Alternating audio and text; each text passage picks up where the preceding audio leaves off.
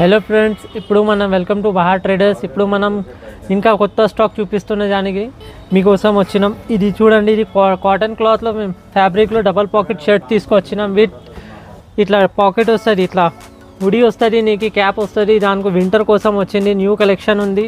ఈ ఫ్యాబ్రిక్ గురించి మీరు కాటన్ ఫ్యాబ్రిక్ వస్తుంది. ఇది స్టిచ్చింగ్ అన్నీ మొత్తం పర్ఫెక్ట్ వస్తుంది. మీకు డబల్ పాకెట్ ఉంటుంది టూ సైడ్లో.